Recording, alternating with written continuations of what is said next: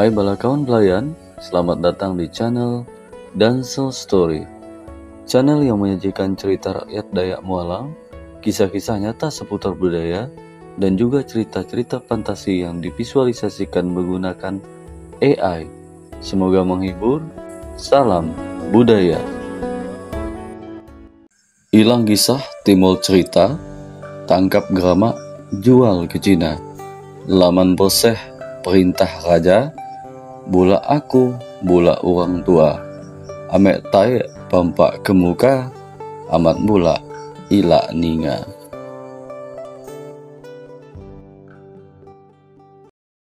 Pada zaman dahulu, hiduplah sepasang suami istri bernama Klapan dan Nyalin. Mereka hidup bersama warga di dalam sebuah rumah panjang.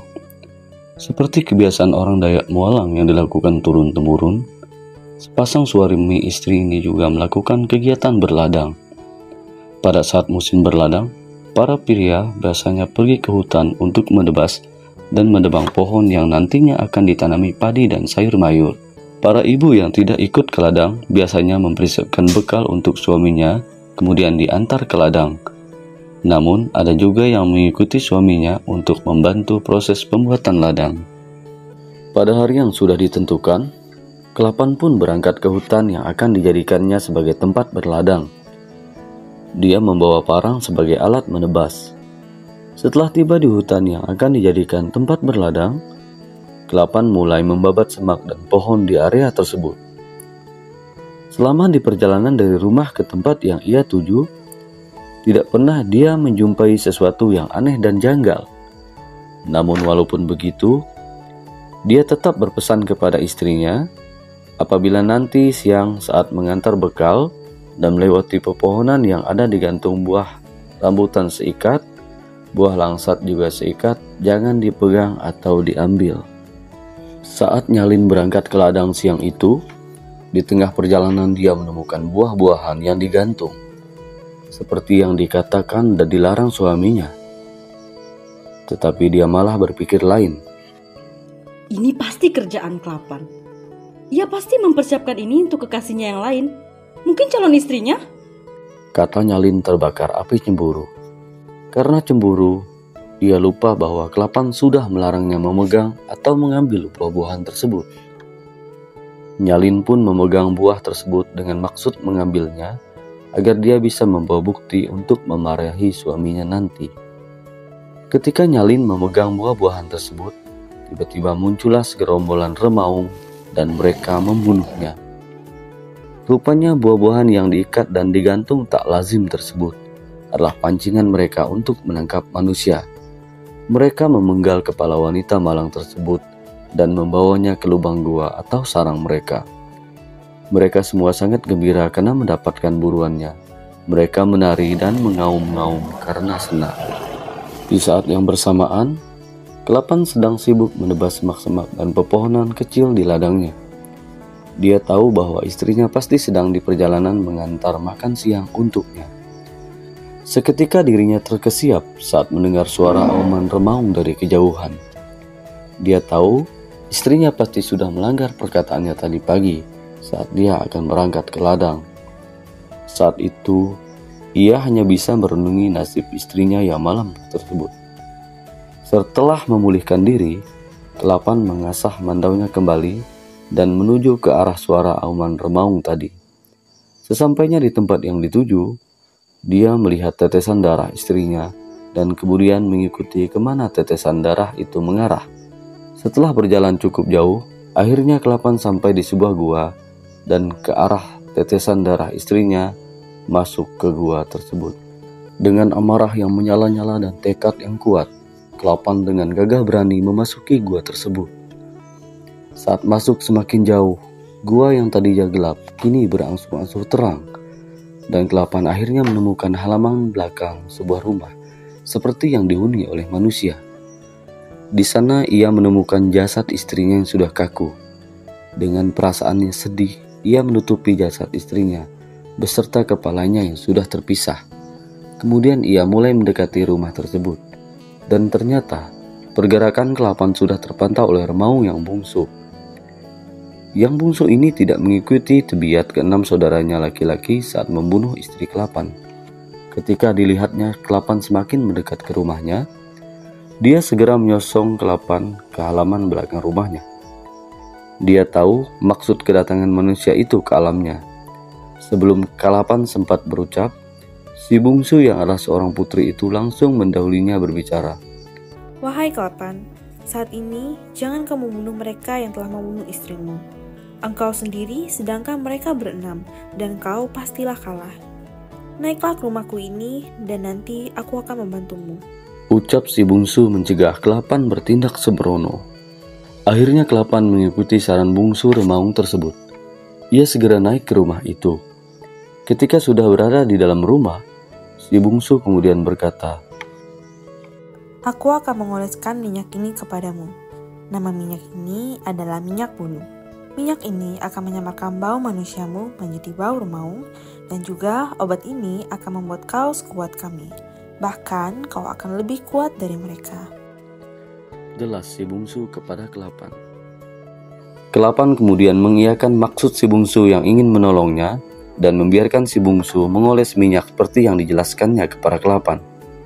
Setelah dioleskan minyak tersebut, bau manusianya benar-benar hilang dan berganti menjadi bau Remaung, serta Kelapan merasakan kekuatannya berkali-kali lipat, seperti kekuatan para Remaung. Kemudian salah satu Remaung yang membunuh istri Kelapan pergi ke dapur tempat di mana Kelapan dan si bungsu berada. Dia kehausan setelah berpesta dengan saudara-saudaranya karena berhasil mendapatkan anak manusia. Ketika tiba di dapur, dia berucap pada adik bungsunya itu, Adik, amamu ini sangat haus habis berpesta, jadi ingin minum dulu. Tapi bau apa ini? Bau buah kelampai direnai, lengak ditunu. Itu ia katakan saat dia melihat sesosok laki-laki di depannya. Laki-laki ini adalah kekasihku. Ucap si bungsu berbohong. Dia lakukan itu untuk menutupi identitas manusia yang bersamanya, yaitu Kelapan. Kelapan agak terkejut. Sosok di hadapannya bukanlah sesosok Remaung yang membunuh istrinya, tetapi sesosok manusia seperti si bungsu dan dirinya. Ternyata di alam mereka, bentuknya tidak sama saat mereka pergi ke alam manusia. Kelapan memulihkan dirinya, walaupun amarah dan dendam membara dalam hatinya. Ia tahu belum saatnya bertindak.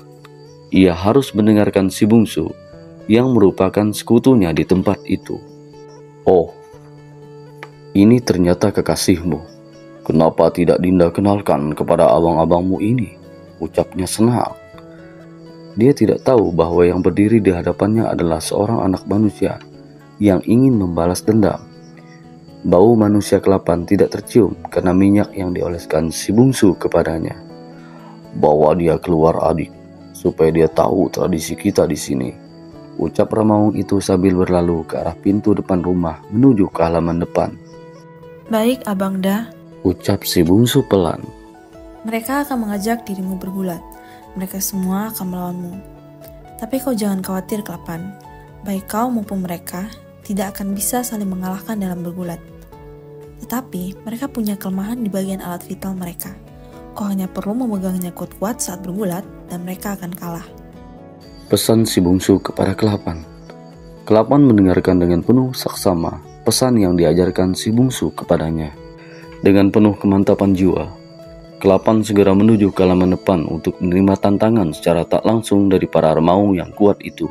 Ketika Kelapan sampai ke halaman depan, dia disambut dengan penuh semangat oleh kakak-kakak si bungsu. Mereka menatapnya dengan tatapan yang tajam dan seringai yang membuat bulu kuduk berdiri, mencoba mengintimidasi Kelapan.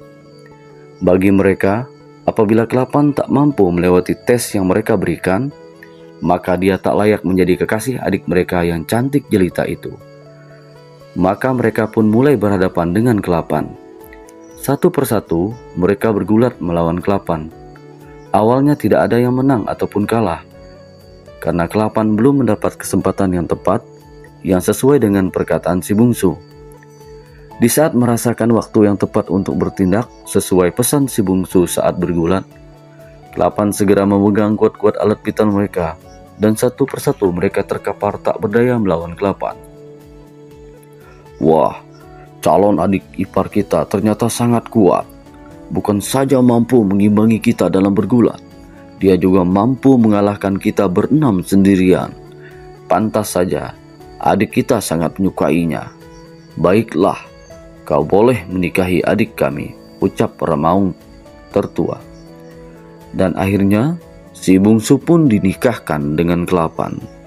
Setelah acara pernikahan itu dilaksanakan, berbicaralah Remaung tertua kedua kepada mereka sekalian.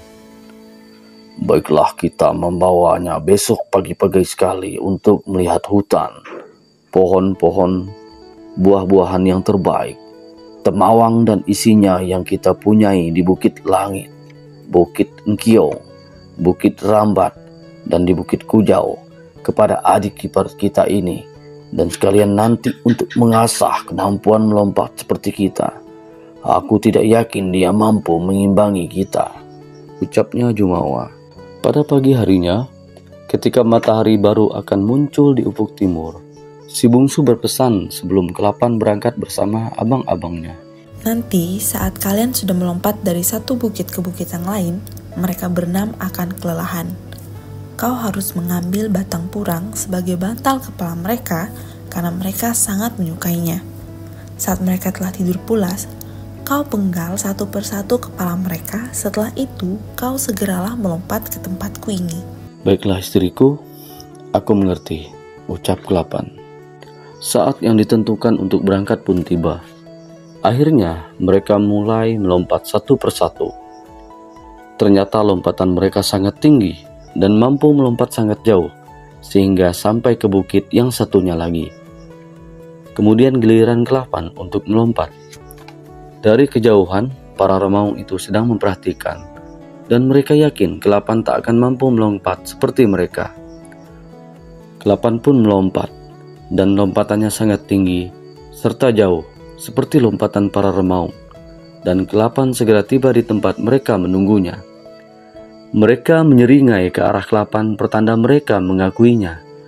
Mereka semua pun melompat ke bukit-bukit yang mereka sebutkan tadi hanya dalam waktu yang singkat. Kemudian tibalah mereka di Bukit Langit, bukit tujuan terakhir mereka, dan tidak jauh dari gua yang mereka huni. Para Remaung kelelahan. Mengetahui hal itu, Kelapan berkata, "Abangda semua mohon bersabar sebentar. Aku akan mencari kayu untuk alas kepala kalian semua," ucap Kelapan kepada mereka. "Sungguh baik sekali niatmu itu, adik ipar. Baiklah, segera cari kayu untuk alas kepala kami, karena kami mau tidur," ucap mereka kepada Kelapan. Ia pun segera melakukan seperti yang diperintahkan mereka kepadanya, dan tetap mengingat yang istrinya katakan kepadanya. Diambilnya kayu purang, sebuah kayu yang agak empuk, sebagai bantal kepala dari keenam abang iparnya itu. Dan benar saja, tak lama setelah mereka berbaring, mereka semua pun mendengkur, tanda mereka tertidur pulas. Kelapan pun mencabut mandau dari sarungnya, dan satu persatu kepala 6 Remaung itu dipenggalnya. Mereka semua mati di tangan Kelapan, dan dendamnya pun terbalaskan. Dan Kelapan pun melompat ke tempat si bungsu Remaung berada. Sesampainya di hadapan si bungsu, Kelapan ditanyai olehnya, "Apakah sudah kau lakukan semua yang aku katakan?" "Aku sudah melakukan yang kamu suruh. Mereka semua sudah kupenggal," kata Kelapan menjawab si bungsu. "Baiklah, seperti yang kau ketahui, kita telah menikah dan hidup bersama berbulan-bulan di sini. Aku telah hamil anakmu, dan istrimu harus mengerti ini. Seandainya ia tetap mendengarkan nasihatmu, tentu semua hal ini tidak akan terjadi. Istrimu akan kau hidupkan dengan minyak bulu yang kuberikan ini, dan lihatlah, seekor semut pun tak ada yang menggigitnya. Saat kau pulang nanti, aku akan menghidupkan seluruh abang-abangku, dan mereka akan membalas dendam. Kau harus membentengi rumah panjang dengan 7 lapis batang pisang pengkadan. Nanti kau akan tahu manfaatnya. Dan juga, kalau nanti aku melahirkan, kalau suara auman ke ujung ruai, maka anakmu adalah laki-laki, dan kau harus melempar sirat ke ujung ruai. Tetapi apabila suara auman ke halaman belakang, maka anakmu perempuan, dan kau harus melempar kain ke halaman belakang. Sekarang bergegaslah. Jangan lupa oleskan minyak bulu ini dan istrimu akan sadar. Setelah mengatakan panjang lebar apa yang harus dilakukan ke-8, si bungsu segera melompat ke bukit tempat ke-6 abangnya mati. Ke-8 segera pergi ke mayat istrinya dan mengoleskan minyak bulu ke atas kepala, dan kemudian kepala dan badan istrinya pun tersambung kembali. Nyalin kemudian sadar dan ke-8 bergegas membawanya pergi dari tempat itu sambil menjelaskan semua yang terjadi kepadanya. Nyalin meminta maaf kepada suaminya dan menyadari kesalahannya serta memahami apa yang terjadi.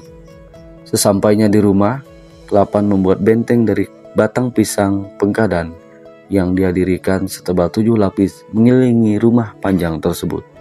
Ketika si bungsu tiba di tempat para remaung yang sudah dipenggal itu, dengan kesaktiannya ia menghidupkan ke-6 saudaranya itu. Nyenyak sekali tidur kita ya. Tak terasa sudah hampir malam, gumam salah satu dari mereka. Kalian bukan tidur, tapi kalian dibunuh oleh ke-8. Dan dia punya alasan yang kuat untuk melakukan itu karena kalian sudah membunuh istrinya. Jelas si bungsu panjang lebar. Tapi istrinya sudah memakan umpan yang kami taruh. Itu salahnya sendiri. Ucap mereka tak mau kalah. Kalian sudah bertarung melawan ke-8 dan kalian kalah. Janganlah kalian mengusiknya lagi. Jawab si bungsu tegas. Namun ia tahu bahwa abang-abangnya itu tetap akan membalas dendam kepada suami manusianya itu, si ke-8. Baiklah, mari kita semua kembali ke tempat kita dan beristirahat. Ucapnya kepada abang-abangnya itu. Sesampainya di kediaman mereka, si bungsu langsung beristirahat dan abang-abangnya tidak. Mereka langsung menyusun rencana untuk membalas perlakuan ke-8 kepada mereka. Mereka akan menyerang saat malam tiba. Dan benar saja, saat malam tiba, mereka keluar dari gua itu dan segera menuju ke rumah ke-8. Sesampainya di sana, mereka melihat pagar dari pisang pekadan sudah membentengi rumah panjang tersebut. Mereka pun tertawa terbahak-bahak. Mereka menyangka ke-8 bodoh karena menggunakan batang pisang pengkadan sebagai benteng untuk menghalau cakar dan taring mereka yang kuat. Mereka pun mencabik-cabik pohon pisang dengan mudah pada lapisan pertama, kedua, ketiga, keempat. Pada lapisan kelima mereka mulai kewalahan. Keenam, tenaga mereka hampir habis. Dan pada lapisan terakhir, yaitu ketujuh, mereka sudah tak sanggup lagi untuk mencabik-cabiknya. Mereka tidak tahu bahwa adik mereka yang sangat kuat, yaitu si bungsu, sudah turun tangan membantu ke-8 dan membuat mereka kewalahan. Itulah sebabnya, menurut kepercayaan orang Mualang, apabila pohon pisang pengkadan sudah tumbuh di depan lubang remaung, artinya penghuninya sudah tidak ada lagi di tempat itu. Keenam saudara si bungsu akhirnya menyerah dan pulang. Mereka tak berani mengganggu adik ipar mereka, ke-8. Selang beberapa waktu, tibalah saatnya si bungsu melahirkan. Dari kejauhan terdengar auman remaung ke arah halaman belakang rumah panjang. Mendengar auman remaung ke arah halaman belakang, ke-8 segera mengambil dan melemparkan kain sebagai tanda bahwa dia memiliki seorang putri dari istrinya yang remaung itu. Menurut kepercayaan penutur kisah ini, suara auman anak ke-8 berbeda dari suara auman kebanyakan remaung. Apabila suara remaung lain berbunyi terus-menerus dan sangat ribut, saat auman anak ke-8 terdengar, maka auman remaung lainnya akan berhenti dan senyap. Itu karena sang putri ke-8 mewarisi kekuatan ibunya yang sangat ditakuti oleh semua remaung di alam mereka.